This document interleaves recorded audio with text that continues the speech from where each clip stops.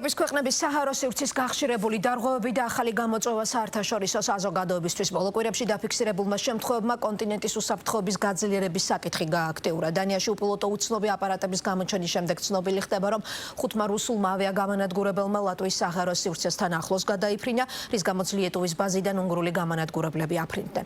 ევროკავშირი და ნატო აღმოსავლეთ ფლანგის გაძლიერებისთვის დამატებით ზომებს იღებენ. რუსეთ-უკრაინის ომის ფონზე ევროპის კონტინენტზე ვითარება კიდევ უფრო მწვავდება ტრამპის პოზიციების ცვლილებების კვალდაკვალ.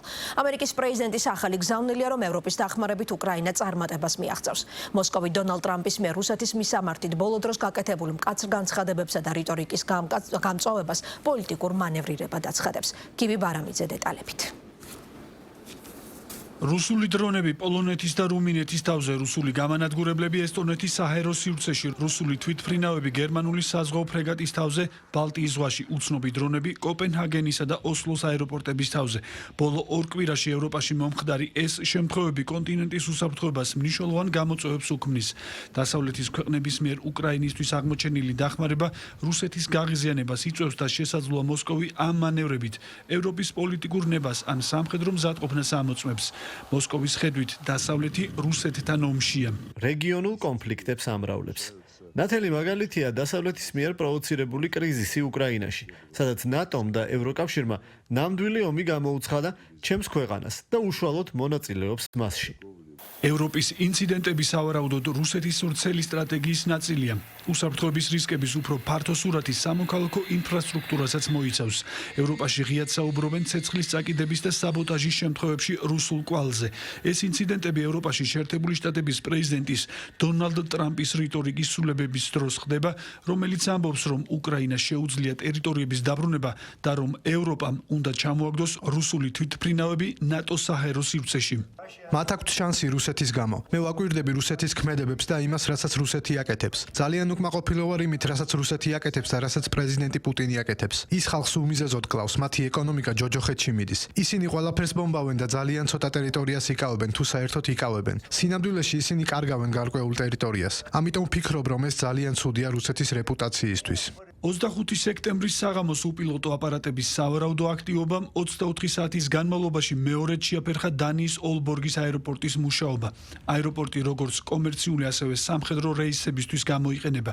დანიის ხელისუფლება ინციდენტებს კარგად ორგანიზებულ ჰიბრიდულ თავდასხმად მიიჩნევს, რაც ჩრდილოეთ ევროპაში უსაფრთხოების შესახებ კიდევ უფრო მეტ შეშფოთებას იწვევს.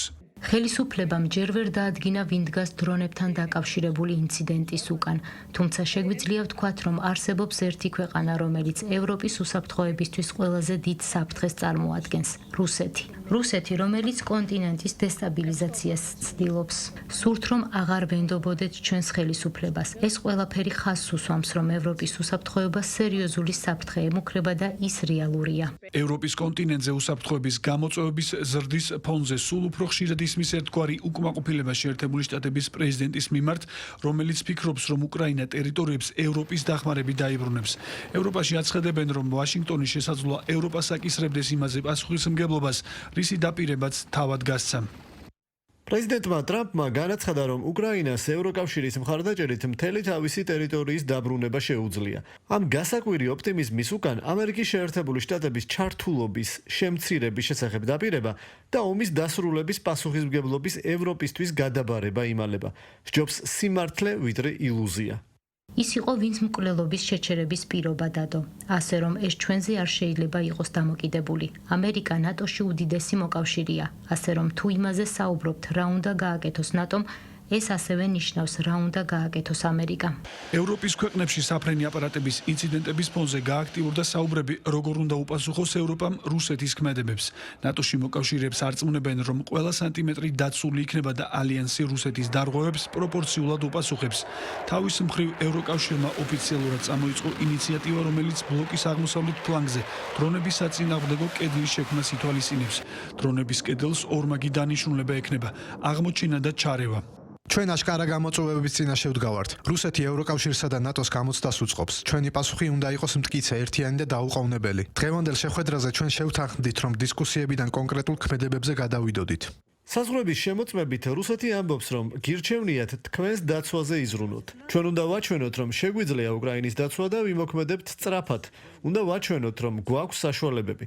ჩვენ არ შეგვიძლია დაუშვათ, რომ პოლონეთი, ესტონეთი, რუმინეთი სუსტ პოზიციაში იყვნენ, რადგან ამის შემდეგ არის გერმანია და მერე ვართ ჩვენ. სწორედ ამიტომ ერთად უნდა ვიყოთ.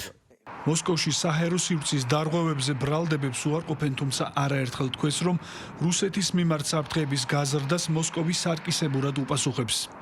ევროპული გარემო ამჟამად თვითაღგზნებად მექანიზმს გავს. რუსული თვითმფრინავების ჩამოგდების შემდეგ განცხადებები სულ მცირე, უგუნური და უპასუხისმგებლოა და რა თქმა უნდა საშიშია მათი შედეგებით. ჩვენ მოვისმინეთ საუბრები, როდესაც ჩვენს თვითმფრინავებს ესტონეთის საჰაერო სივრცის სავარაუდო დარღვევაში ადანაშაულებდნენ. თუმცა არანაირი მტკიცებულება მით უმეტეს დამაჯერებელი არ იყო წარმოდგენილი. ასეთი უგუნურების ფონზე ასეთი აგრესიული განცხადებები ჩვენს საზღვრებთან დაძაბულობის კიდევ ერთი ძალიან მნიშვნელოვანი ესკალაციაა.